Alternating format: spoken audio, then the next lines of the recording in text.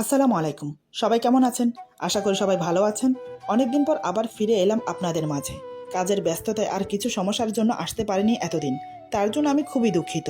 ভালো তুমি বাসবে গল্পের দ্বিতীয় পর্ব আগেই তৈরি ছিল, কিন্তু সমস্যার কারণে ছাড়া হয়নি। তাই সেই গল্পে আমি আমার বক্তব্য রাখতে পারিনি। চলুন বেশি কথা বাড়াবো না, মূল গল্পে ফিরে যাওয়া যাক। হঠাৎ রাতের দিকে পুলিশ আমার বাসায় এলো। তারা আমাকে সাথে করে কোথায় যেন নিয়ে যাচ্ছে। আমি জিজ্ঞেস করেছিলাম কোথায় নিয়ে যাচ্ছে আমাকে। আমার কথার প্রতি উত্তরে তারা বলে, চলুন আমাদের সাথে, গেলেই দেখতে পাবেন। আমার বুকের ভেতরটা টিপটিপ করছে। জানি না কি দেখাতে নিয়ে যাচ্ছে আমাকে। এমনিতেও নুবাকে খুঁজে না পেয়ে টেনশনে আমার মাথা ঠিক নেই। এই দুদিন না ভালো করে ঘুম না ভালো করে খাওয়া দাওয়া হয়েছে। আমার শরীর খুবই ক্লান্ত, এমনকি দুর্বল হয়ে পড়েছে আমি এই দুদিনে। তার উপর এরা আমাকে টেনশন দিচ্ছে। কি এমন হয়েছে যার জন্য আমাকে এভাবে ডেকে নিয়ে এসেছে? ওরা কি নুবাকে খুঁজে পেয়েছে, যার জন্য আমাকে এভাবে ডেকে নিয়ে যাচ্ছে? কিন্তু খুঁজে পেলে আমাকে বলতো, নয়তোবা নুবাকে সাথে করে আমার বাসায় নিয়ে যেত। কিন্তু সেটা না করে আমাকে কেন নিয়ে যাচ্ছে? আর কোথায় বা নিয়ে যাচ্ছে? নাকি ওরা আমাকে সন্দেহ করছে? কোনটা? আমার মাথায় কিচ্ছু আসছে না। টেনশনে মনে হচ্ছে এবার মনে হয় মাথা ফেটে যাবে। আমি আর পারছি না। প্রায় আধা ঘন্টা পর ওরা আমাকে যে জায়গায় নিয়ে এলো তা দেখে আমার আত্মারাম যেন কেঁপে উঠেছে। তার মানে কি আমি যা ভেবেছি তাই সত্য? না না, এ কখনোই হতে পারে না। আসলে পুলিশ আমাকে মর্গে নিয়ে এসেছে। পুলিশের গাড়ি থামার সাথে সাথে এসআই ও দুজন কনস্টেবল নেমে পড়ল। আমি এখনো গাড়ির ভেতরে ঠাঁই করে বসে মর্গের সাইনবোর্ডের দিকে তাকিয়ে আছি। পা দুটো থরথর করে কাঁপছে। এসআই বলে, নেমে আসুন। ওদের কথা যেন আমার কানে যাচ্ছে না। এসআই আবার বলে, কি হলো, নেমে আসুন। এবার আমি না চাইতেও নেমে আসলাম। কি অপেক্ষা করছে আমার জন্য মর্গের ভেতর? তাহলে কি আমার নুবা আর আমার মাঝে নেই? না না, আল্লাহ অন্তত এতটা নিষ্ঠুর না। তিনি আর যাই করুক, এবার অন্তত আমাকে আর সর্বহারা করবে না। এইসব ভাবতে ভাবতে আমি ওদের পেছন পেছন মর্গের ভেতরে গেলাম। ও, ভুলেই তো গিয়েছিলাম বলতে, আমার সাথে আমার বন্ধুও এসেছে। যাই হোক, সেখানে গিয়ে তারা একটি লাশ রাখার রুমে আমাকে নিয়ে গেল। তারপর গুনে গুনে 5টা লাশের পর 6 নম্বর লাশ থেকে কাপড় সরালো। আমি দেখার সাথে সাথে 2-3 কদম পিছিয়ে গেলাম। না, এ হতে পারে না। এটা কোনোভাবেই সম্ভব না। এত নিষ্ঠুরভাবে এমনটা কেউ করতে পারে না। আসলে আমি দেখতে পাই সিটে যে লাশ হয়ে শুয়ে আছে সে আর কেউ নয়, নুবা। কিন্তু সবচেয়ে কষ্টকর বিষয় হলো লাশের মাথা নেই। এটা দেখে আমার কষ্টে বুকটা ফেটে যাচ্ছে। এই লাশটি যে নুবার লাশ সেটা বুঝতে পারলাম অনায়াসে। আসলে লাশটির হাতে সেই আংটি ছিল যা আমি বিয়েতে ওকে দিয়েছিলাম। আর পুলিশ ওর কাছে যে ফোন পেয়েছে তা নুবার। এমনকি পরনের জামা কাপড়ও নুবার। এই জামা কাপড় পরে রাতে সে শুয়েছিল। এর মানে নুবা কি আর আমার মাঝে নেই? আমি নিজের চোখকে বিশ্বাস করাতে পারছি না। আর নিজেকে ধরে রাখতে পারলাম না। চেঁচিয়ে কান্না করতে শুরু করলাম। আমি কান্না করতে করতে বললাম, এটা কি করে হয়ে গেল? কেন আমার সাথে বারবার এমন হয়? যাকেই আমি ভালোবাসি সেই আমার থেকে দূরে সরে যায়। এমন কেন হয় আমার সাথে? আমি কি এমন অপরাধ করেছি যার জন্য আল্লাহ বারবার আমাকে পরীক্ষায় ফেলছে? ও নুবা, নুবা, ওঠো না। আমি যে আর পারছি না। হয়তো তুমি আমার ডাকে সাড়া দাও, নয়তো তোমার সাথে আমাকে নিয়ে যাও। ফারহান বলে, মোবাশির থাম। আমার একটাই বেস্ট ফ্রেন্ড, তার নামই ফারহান। আমি বললাম, ফারহান, তুই জানিস আমি ওকে কত ভালোবাসি, কিন্তু ও চলে গেল কি করে? ফারহান বলে, মোবাশির শান্ত হয়ে যা। আমি বললাম, কি করে শান্ত হব বলতে পারিস? এতদিন ধরে ওর সাথে আছি। সে আমাকে স্বামীর অধিকার না দিলেও আমি কিন্তু ওকে স্ত্রী মানতাম। কে করেছে ওর এই অবস্থা? ফারহান বলে, মোবাশির, আমি দেখছি, তুই শান্ত হ। শান্ত হতে বললেই কি শান্ত হওয়া যায়? এদিকে ধীরে ধীরে আমার শরীর নিস্তেজ হয়ে পড়ছে। আমি আর ধরে রাখতে পারছি না নিজেকে। হঠাৎ অজ্ঞান হয়ে যাই। তারপর কি হলো আমি আর কিচ্ছু জানি না।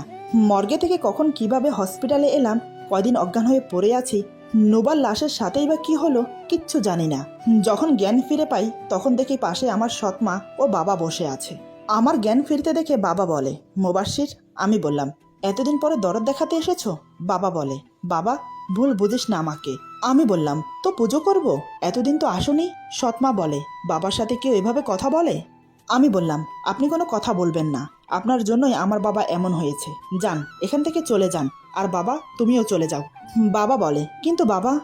আমি বললাম, কোনো কিন্তু নয়, তোমরা এবার আসতে পারো, আমাকে একা থাকতে দাও। আমার কথা শুনে বাবা মা চলে গেল। এদিকে আমার মাথা কাজ করছে না। এটা কিভাবে হলো? আয়ান তো আমার কাছে, তাহলে নুবাকে কে মারতে পারে? ভাবনায় ছেদ পড়লো ডাক্তার আসাতে। ডাক্তার এসেছে আমাকে চেক আপ করতে। তখনই ডাক্তারের কাছে জানতে পারি আমি নাকি আজ 3 দিন ধরে হসপিটালে অজ্ঞান হয়ে পড়ে আছি। এটা শুনে তো আমি আসমান থেকে পড়লাম। আমি আজ 3 দিন ধরে হসপিটালে, তাহলে নুবার লাশের সাথে কি হয়েছে? আমি উঠতে চাইলে ডাক্তার জানায় আমাকে আরও 2-1 দিন হসপিটালে থাকতে হবে। কিন্তু আমার হাতে যে অত সময় নেই। আমাকে যে এখনই যেতে হবে পুলিশ স্টেশন। ডাক্তারের কথা অমান্য করে এক প্রকার জোর করে চলে আসি। আমার গন্তব্য পুলিশ স্টেশন। আমি পুলিশ স্টেশনে গিয়ে জানতে পারি ওরা নদীর ধারে লাশটা পেয়েছে। এক জেলে নাকি দেখে পুলিশকে খবর দিয়েছে। এখনো নুবার লাশ ময়না তদন্ত করা হয়নি। পোস্টমর্টম করার পর জানা যাবে কিভাবে হত্যা করা হয়েছে। পুলিশের মুখে এসব শুনে আমার বুকের ভেতরটা হু হু করে উঠল। আমার কলিজাটা ফেটে যাচ্ছে ওর জন্য। কে ওকে এমন নির্মমভাবে মারলো? তার কি একটু হাত কাঁপেনি? পুলিশ বলে আজ রাতেই রিপোর্ট আসবে, আসার সাথে সাথে আপনাকে জানাচ্ছি। আমি আর কোনো কথা বললাম না, বিদায় নিয়ে বাসায় চলে আসলাম। আমার বাসায় আর কেউ নেই, এখন খুব একা আমি। এতদিন তো এ বাসায় নুবা ছিল, আজও তো কেউই নেই। এখন আমি কিভাবে থাকবো? মনে মনে আল্লাহর কাছে এই দোয়া করছি, রিপোর্টে যেন অন্য কিছু আসে, নুবার সাথে যেন কোনোভাবে ম্যাচ না খায়। ডাক্তার যেন এটা বলে যে এটা আপনার স্ত্রীর লাশ না। নুবাকে নিয়ে ভাবনায় আর একাকিত্বতায় আমার প্রতিটা মুহূর্ত কাটছে। সত্যি কি নুবা মরে গেছে? না, আসলে রহস্যে আমি অবগত ছিলাম না, সেটাই এখন ধীরে ধীরে প্রকাশে আসবে। যাই হোক, অন্যদিকে নুবা বলে, কে আপনি? আমাকে কেন তুলে এনেছেন? আপনি কেনই বা আমাকে এই রুমে বন্দি করে রেখেছেন? কি চান আপনি? লোকটি বলে, কেন তুলে এনেছি সেটা ক্রমশ প্রকাশ্য, আর আজ থেকে এখানেই থাকবে তুমি। নুবা বলে, না আমি থাকবো না, আমাকে যেতে দেন বলছি। লোকটি বলে, আমি যা বলছি না শুনলে তোমার পরিবার বিপদে পড়বে নুবা। তুমি কি চাও না তোমার মা ভালো থাকুক? নুবা অবাক হয়ে বলে, মানে? লোকটি বলে, আজ থেকে এটাই তোমার বাসা, যদি চালাকি করো তাহলে তোমার মা বিপদে পড়বে। নুবা ওর মাকে খুব ভালোবাসে, কারণ মা ছাড়া যে ওর আর কেউ নেই। নুবা বলে, প্লিজ আমার মাকে কিছু করবেন না। লোকটি বলে, ওকে, কিছু করব না, ঠিক আছে, কিন্তু আমার পরিবারের সাথে আমার গার্লফ্রেন্ড হয়ে থাকতে হবে। এটা শুনে নুবা যেন আসমান থেকে পড়ল। এই লোকটা কি বলছে এগুলো? লোকটার কি মাথা খারাপ হয়েছে? নুবা বলে, মানে কি বলছেন এগুলো? লোকটি বলে, হ্যাঁ, যা বলছি সবই সত্যি, আর কিছুদিন পরে তোমাকে আমি বিয়ে করব। লোকটির কথা শুনে নুবা যেন অবাকের উপর অবাক হচ্ছে। নুবা চেঁচিয়ে বলে, কি? লোকটি বলে, হ্যাঁ। নুবা বলে, কিন্তু আমি তো বিবাহিত। লোকটি বলে, নো প্রবলেম, এখন চলো আমার সাথে। নুবা বলে, কোথায় যাব?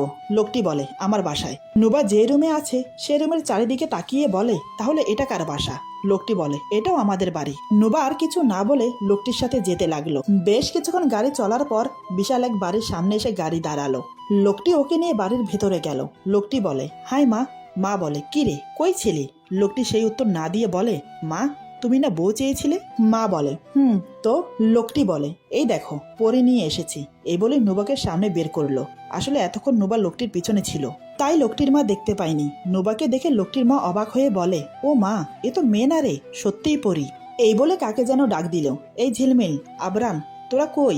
দেখ দেখ, এদিকে আয়। ভেতর থেকে কে যেন বলল, হ্যাঁ মা, আসছি। কিছুক্ষণ পর দুজন প্রাপ্তবয়সী ছেলে মেয়ে বেরিয়ে এলো। মা বলে, এই দেখ তোদের ভাই ভাবি নিয়ে এসেছে। মেয়েটি বলে, কই মা? মা বলে, এই দেখ। পুরো বাড়িতে যেন খুশির রোল পড়ে গেল নুবাকে পেয়ে। কিন্তু নুবার যেন কিছুই ভালো লাগছে না। ওর মন পড়ে আছে আয়ানের কাছে। বাসা থেকে বেরিয়েছে আয়ানের সাথে পালিয়ে যাবে বলে, কিন্তু কি থেকে যে কি হয়ে গেল সেটাই বুঝতে পারছে না। এদিকে সবাই যেন নুবাকে পেয়ে আকাশের চাঁদ পেয়েছে। লোকটির মা বলে, কি রে বাপজান, এতদিন বিয়ে বিয়ে করলাম আর আজ পরি নিয়ে এসে পড়লি? লোকটি বলে, আসলে মা ওর বাসা থেকে মেনে নিচ্ছিল না, তাই ও চলে এসেছে। লোকটির মা বলে, এ মা দাঁড়া, আমি ওকে বোঝাচ্ছি। অপরদিকে আমি যেন পাগলের মতো হয়ে যাচ্ছি, রাস্তায় রাস্তায় ঘুরছি। নুবার খুনিকে আমি পেলে মেরেই ফেলবো। সবার ধারণা মতে নুবা মারা গেছে, কিন্তু আমার মতে না। কারণ আমি পুলিশের থেকে খোঁজ নিয়ে সেই জেলের কাছে যাই। সেখানে গিয়ে জানতে পারি লাশ নাকি পড়েছিল রাতের দিকে। এরপর আমি ফরেন্সিক ল্যাবে যাই। সেখানে জিজ্ঞাসাবাদ করে জানতে পারি লাশ নাকি 7 দিন পুরনো, কিন্তু আমার নুবা তো পালিয়েছে 6 দিন হলো। কথাটা শুনে আমার মনে খটকা লাগলো। তাহলে এটা নুবার লাশ কোনোভাবেই হতে পারে না। এটা নুবার কাপড় পরিহিত অন্য কারো লাশ, যাকে হুবহুব নুবার মতো কাপড় পরিয়ে নুবাকে গুম করে ফেলেছে। কিন্তু কে করলো এমনটা? আমার জানা মতে এখানে কারোর সাথে আমার কোনো দুশ্মনী নেই। যদিও বলি আয়ানের কথা, সে তো আমার কাছে বন্দী ছিল, তাহলে কে এমন করতে পারে? তবে মনে মনে এটা ভেবে খুশি যে নুবা বেঁচে আছে। কথাগুলো ভাবতে ভাবতে আনমনে রাস্তা দিয়ে হাঁটছি, উদ্দেশ্য হেঁটে হেঁটে বাড়ি যাব। হঠাৎ আমার সামনে থাকা একটা গাড়িতে আমি দেখতে পাই নুবা বসে আছে। নুবাকে দেখে আমি যেন আরো উত্তেজিত হয়ে পড়ি। আমি সেই গাড়িকে উদ্দেশ্য করে দৌড় দিলাম। খুব দ্রুত যাচ্ছি, যতই কাছে যাচ্ছি আমার মন আর মানছে না। সেই গাড়ির খুব কাছে চলে গেলাম, কিন্তু যখন গাড়ির কাছে গিয়ে আমি গাড়ির দরজা খুলি, তখন সেখানে নুবাকে দেখতে পাই না। যাকে দূর থেকে দেখে নুবা মনে করে ছুটে এলাম, আসলে সে অন্য মেয়ে। আমি নিজের ভুল বুঝতে পেরে সরি বলে চলে আসি। কিন্তু আমি একটা বিষয় ক্লিয়ার যে, আর যাই হোক, নুবা বেঁচে আছে। এদিকে নুবা রুমে বসে আছে আর ভাবছে, কে হতে পারে এই লোকটা যে আমাকে তুলে এনেছে। আর তার থেকেও বড় কথা, আজ আমি আয়নের সাথে থাকতাম, হয়তো এতক্ষণে আমাদের বিয়ে হতো, কিন্তু এখন তো কিছুই হলো না। উল্টো আমার জীবনে নতুন মোড় নিল। এমন সময় রুমে প্রবেশ করলো সেই লোকটি। লোকটি বলে, কি নুবা, ঘুমোচ্ছ নাকি? নুবা বলে, না, ঘুমাচ্ছি না। আচ্ছা, আপনি কেন আমাকে তুলে এনেছেন? লোকটি বলে, শুনতে চাও সেই গল্প? নুবা বলে, শুনতে চাই।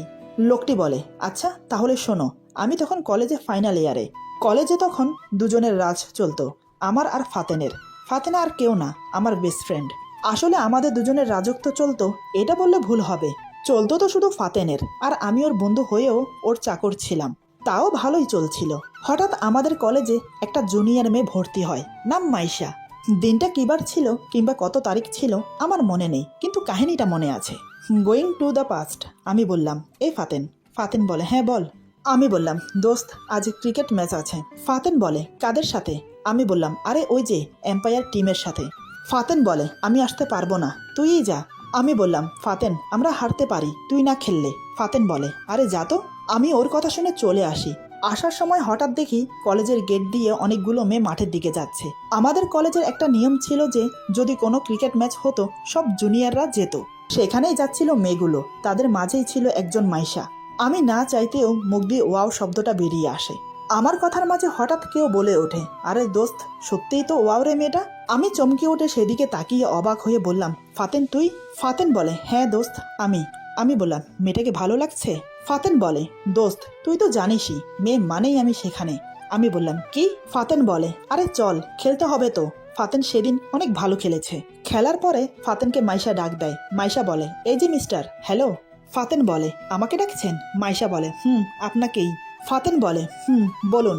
মাইশা হঠাৎ বলে, 50 টাকা দিন। ফাতেন অবাক হয়ে বলে, কেন? মাইশা বলে, আরে আমি বাজি ধরেছিলাম আপনি ডাক মারবেন, কিন্তু মারেননি। আপনার জন্য আমার টাকা লস গেছে, এখন টাকা দেন। ফাতেন বলে, আরে ব্যাস, বাজি ধরলেন আপনি, আর টাকা দেব আমি? মাইশা বলে, হ্যাঁ আপনাকেই দিতে হবে, জলদি দেন। ফাতেন সবার সামনে কথা বলতে পারলেও কেন যেন সেদিন একদম চুপচাপ মেয়েটিকে টাকাটা দিয়ে দেয়। 2 দিন পরে আবার ম্যাচ হয়। সেই ম্যাচে ফাতেন ইচ্ছে করে ডাক মারে। এবারও মাইশা ডাকে, এই যে, হ্যালো। ফাতেন বলে, হ্যাঁ বলুন।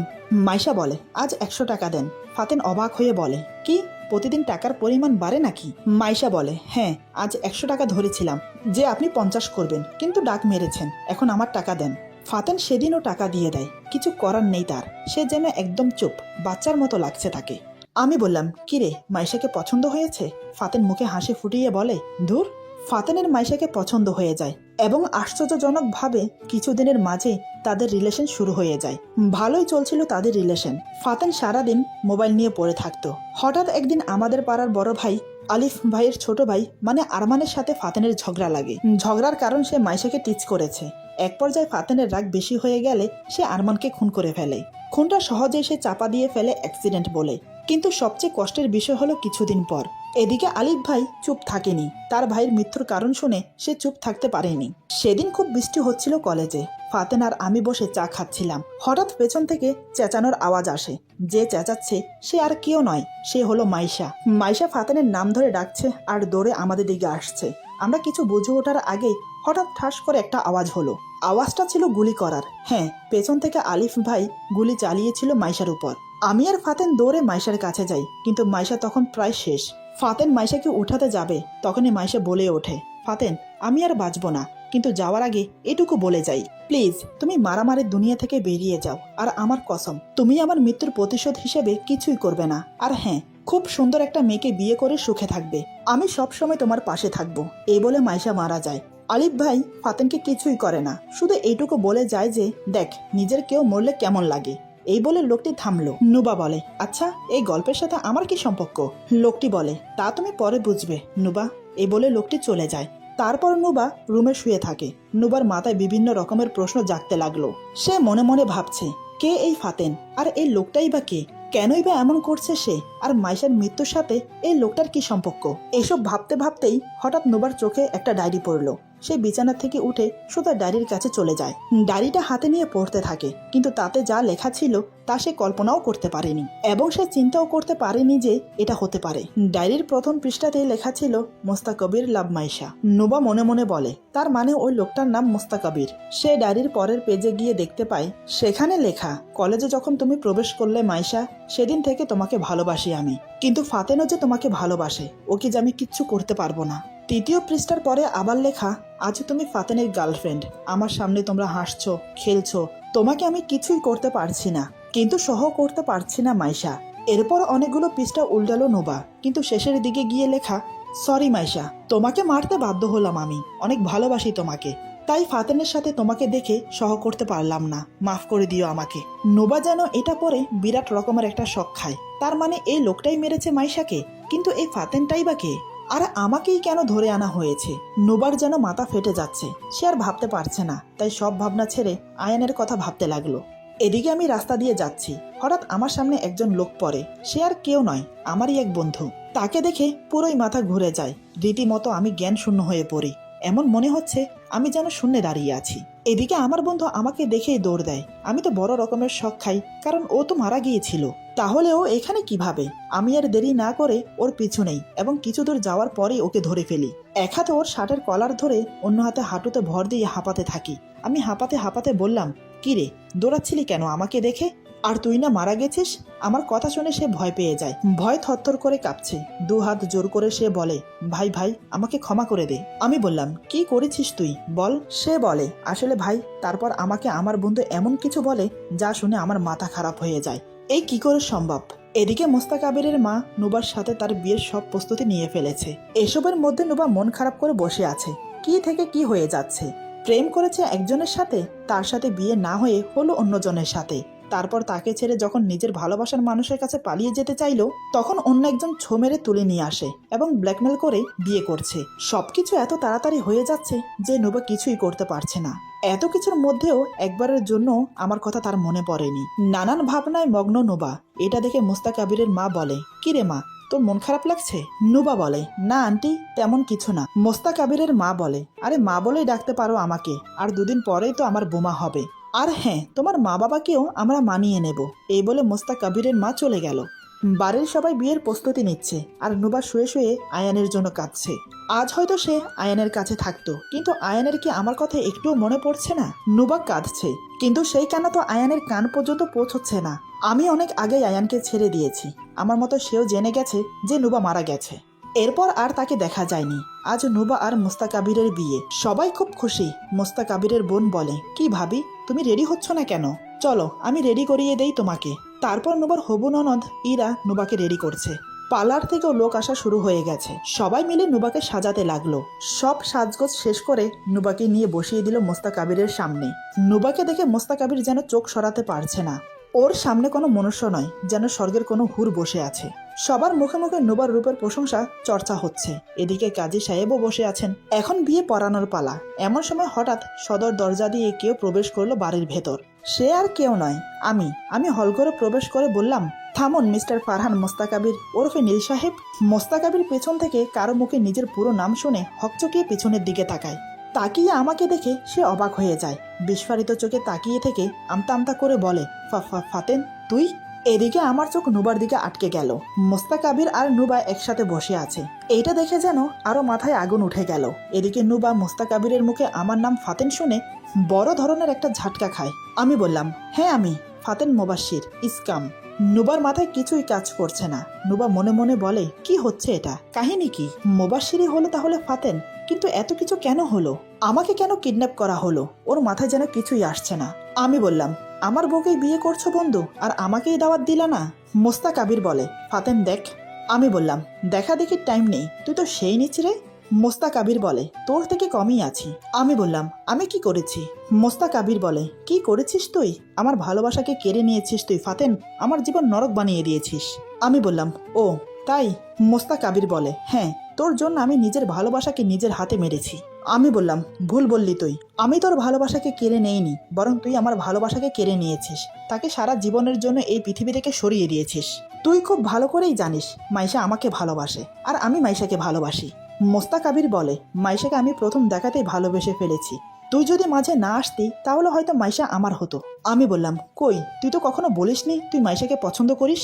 মোস্তাক আবির বলে, বললে কি করতি, আমাকে দয়া করতি, আমি তোকে জীবনেও ক্ষমা করব না। আমি বললাম, তুই আমাকে কি ক্ষমা করবি, আমি তোকে কোনোদিনও মাফ করব না। ফারহান মোস্তাক আবির নীল, সবসময় আমার কাছ থেকে আমার সব খবর শুনলি আর সুযোগ বুঝে আমার বউকেও তুলে নিলি। মোস্তাক আবির বলে, হ্যাঁ হ্যাঁ, সব আমার প্ল্যান ছিল। তুই নতুন করে ভালোবাসতে শিখেছিস, নতুন কাউকে ভালোবাসবি, সুখে থাকবি, তা আমি হতে দেব জীবনেও না। তাই আমি নুবাকে কিডন্যাপ করি। তুই যেমন আমার ভালোবাসাকে কেড়ে নিয়েছিলি, তাই আমি তোর ভালোবাসা কেড়ে নিয়েছিলাম আর নুবার লাশ বানিয়ে আরেকজনের লাশ রেখে দেই, যাতে দুনিয়া নুবাকে মৃত ভাবে আর ও আমার থাকে। আমি মুচকি এসে বললাম, কিন্তু তুই ফেল, এখন তোকে মরতে হবে। মোস্তাক আবির বলে, আমি মরবো? এ বলে হো হো করে হেসে ওঠে। আমি বললাম, হ্যাঁ এই দেখ। এই বলে আমি সোজা গিয়ে ফারহানের গলায় ছুরি ধরি। আমি বললাম, খুব কষ্ট দিয়েছিলি না আমার মাইশাকে, এখন দেখ আমি কি করি তোর সাথে। এই বলে সোজা ফারহানের গলায় চাকু একটু বিধিয়ে দেই, তাতেই মোস্তাক আবির ছটফট করে উঠল। আমি বললাম, কি রে, খুব কষ্ট হচ্ছে তাই না? তার চেয়েও বেশি কষ্ট পেয়ে মরেছিল আমার মাইশা। এমন সময় হঠাৎ বাইরে থেকে পুলিশ এন্ট্রি করে ভেতরে। আসলে এসবের ভেতরে মোস্তাক আবিরের মা সবার আড়ালে গিয়ে পুলিশকে ফোন করেছিল। তারপর সব শুনে পুলিশ মোস্তাক আবিরকে গ্রেফতার করে, এমনকি মোস্তাক আবির সব স্বীকারও যায়। এদিকে নোবা এসব দেখে পাথর হয়ে গেছে। পুলিশ যাওয়ার সময় আমাকে বলে গেল আমি যেন সময় করে পুলিশ স্টেশনে যাই। আসলে নোবার নিখোঁজের যে এফআইআর করা হয়েছে সেটা এখনো ক্লোজ করা হয়নি। এখন যখন নোবাকে পেয়ে গেছি তাই এফআইআরটা ক্লোজ করতে হবে। আমি আর এক মুহূর্ত না দাঁড়িয়ে নোবাকে নিয়ে সেখান থেকে বেরিয়ে এলাম। পুরো রাস্তা নোবার সাথে আমার কোনো কথা হলো না, এমনকি আমিও নোবার সাথে কোনো কথা বললাম না। একসময় ওকে নিয়ে বাসায় চলে এলাম, কিন্তু এত কিছুর পরেও নুবার মন থেকে আয়ানের কথা মুছে যায়নি। নুবা বাসায় এসে আয়ানের কথা বলতে শুরু করে। আমি তার কোনো প্রতিউত্তর না দিয়ে অবাক হয়ে তাকিয়ে আছি। ওর বকবক শুনতে শুনতে আমার কান যেন ঝালাপালা হয়ে যাচ্ছে। এবার আমি বাধ্য হলাম ওকে একটা ভিডিও দেখাতে। পকেট থেকে ফোনটা বের করে ভিডিওটা অন করে ওর সামনে ধরলাম। নুবা আমার হাত থেকে ফোনটা ছোঁ মেরে নিয়ে ভিডিওটা দেখতে লাগলো। ভিডিওটা যত দেখছে নুবার মুখ ক্রমশ পরিবর্তন হচ্ছে। আমি মনে মনে ভাবলাম এবার অন্তত সবকিছু ঠিক হয়ে যাবে। হঠাৎ নোবা অবাক করে যা করলো বা যা বলল, সত্যি তার জন্য বিন্দু মাত্র প্রস্তুত ছিলাম না। ভাবতে পারিনি সে এমন করবে। ওর কথা শুনে, ওর কাণ্ড দেখে আমি বিস্ময়ে অবাক হয়ে যাই। মনে হচ্ছে আমার চোখ ফেটে এখনই জল গড়িয়ে পড়বে। এরপর যা হলো, আজকের গল্প এখানে সমাপ্ত। গল্পের বাকি অংশ পেয়ে যাবেন আগামী পর্বে।